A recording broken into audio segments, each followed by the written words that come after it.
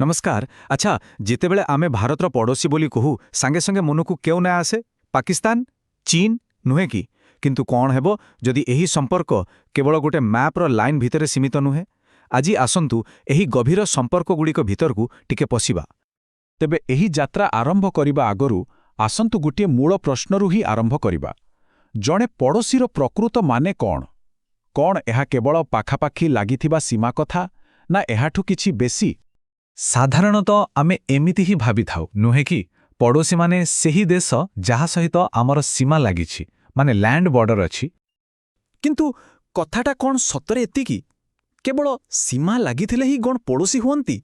चलंतु एई पुराना चिंताधारा को टिके चैलेंज करिबा, देखिबा एहा हमकु केउटी पहुंचाउछि। तेबे आसंतु आम आलोचनार प्रथम भागकू एठी आमे पड़ोशी शब्दर अर्थकू ही टिके नुआ भावरे देखिबा, एक बड़ आ व्यापक दृष्टिकोणरू। एइठी गोटे बहुत इंटरेस्टिंग कॉन्सेप्ट आसुछि, सामुद्रिक पड़ोशी बा मेरीटाइम नेबर। एहार माने हेला सेमिति देश जहा सह आमर जमी लागिनी किंतु आमे गोटे समुद्र बांटू। आउ एई समुद्र खाली पानी नुहे, एहा हेउछि वाणिज्य संस्कृति आउ इतिहासर गोटे पोल, ठीक जेमिति आमर श्रीलंका आउ मालद्वीप सहित संपर्क। आउ एई मानचित्रकू देखंतु टिके, एथिरु सफा जଣା पड़ुछि जे एइटा किछि नुआ कथा नुहे। हजार हजार वर्ष धरी एई समुद्र रास्ता ही भारतकू यूरेशिया आउ आफ्रिका सहित जोड़ी रखिथिला। आउ एई रास्ता केवल जिनिसपत्र नेबा आनिबा पाई नथिला, एहा थिला आइडिया, कल्चर आउ भावनार आदान प्रदान पाई। आउ भाबी पारुछंती एई संपर्कर परिसर केते विशाल? खाली भारत महासागर अंचलकू ही देखंतु। एठी थिबा देशमानंकरे पाखापाखी 2.7 बिलियन माने 270 कोटी लोक रुहंती। एहा ही तो एही अंचलकू दुनियार गोटे गुरुत्वपूर्ण हब बनेछि। ठीक अछि, तेबे पड़ोशीर एई नुआ आउ बड़ परिभाषाकू मनरे रखी चालंतु एबे भारतर किछि मुख्य पड़ोशी देश विषय जानिबा। गोटे छोट यात्रा करिबा आउ देखिबा केमिति प्रत्येक संपर्क निज जगारे यूनिक। प्रथमे आसिबा चीन कथाकू। एई दुईटा फटोकू टिके देखंतु। गोटे पटे अछि दुई देशर विशाल भूखंडर मैप आउ अन्य पटे चीनर काइवान मंदिरर एक सुंदर कारुकार्य। जानती एही कारुकार्य भितरे हिंदू आउ बौद्ध कलार झलक देखिबाकू मिले। एहा ही प्रमाण दिए जे दुई देश भितरे संपर्क हजार हजार वर्ष पुराणा। हेले आजिर दुनिया रे संपर्क तो खाली संस्कृति रे सीमित नुहे। बिजनेस कथा आसिले चित्रटा पूरा अलगा।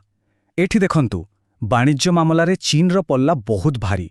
आमे मुख्यतः कंचामाल पठाऊ आउ सेठू आसुछि इलेक्ट्रॉनिक्स आउ बड़ बड़ मेसिन। ए जो ट्रेड इम्बैलेंस बा वाणिज्यिक असंतुलन, एइटा ही आजिका संपर्कर गोटे बड़ चैलेंज। अच्छा, एबे आसिबा भारत पाकिस्तान संपर्क उपरकू।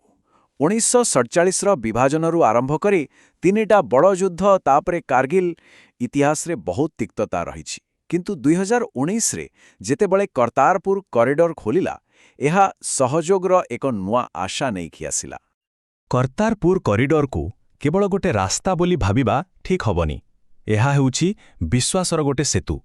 कारण एहा द्वारा भारतर तीर्थयात्री माने बिना भिसारे गुरु नानक देवंक पवित्र स्थल को जाई परछंती। एहा सत्यरे शांतिर गोटे बहुत शक्तिशाली प्रतीक। तापरे आसुछि बांग्लादेश। 1971 रे एहार जन्म। आम दुई देश भितरे बहुत किछि समानता अछि। आमर इतिहास समान, भाषा भी गोटिए बांग्ला।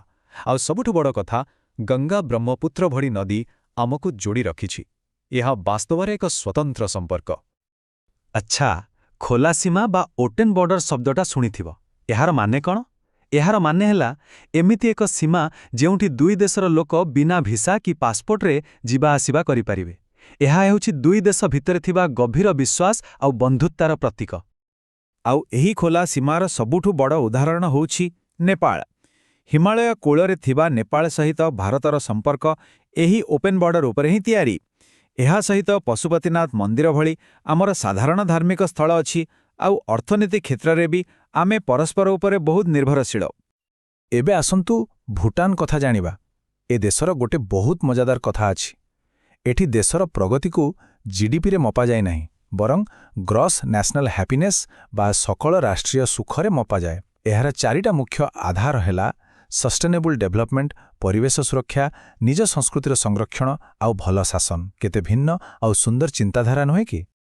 ताहापरे हेउछि म्यांमार।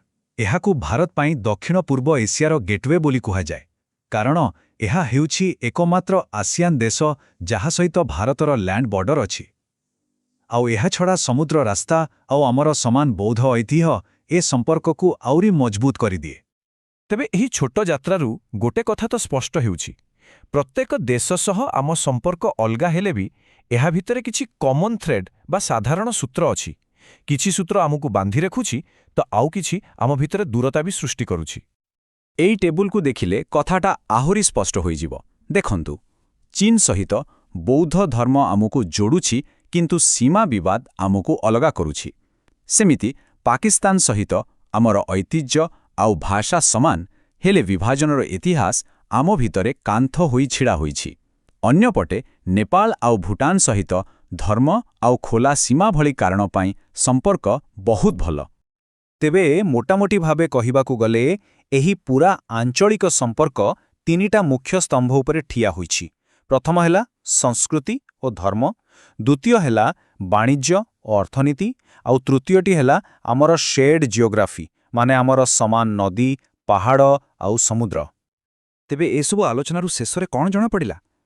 ସବୁଠୁ ବଡ଼ କଥା ହେଉଛି ଏହି ପୂରା ଅଞ୍ଚଳର ଭାଗ୍ୟ ଗୋଟେ ସୂତାରେ ବନ୍ଧା। ଆମେ ସମସ୍ତେ ପରସ୍ପର ସହିତ ଜଡ଼ିତ।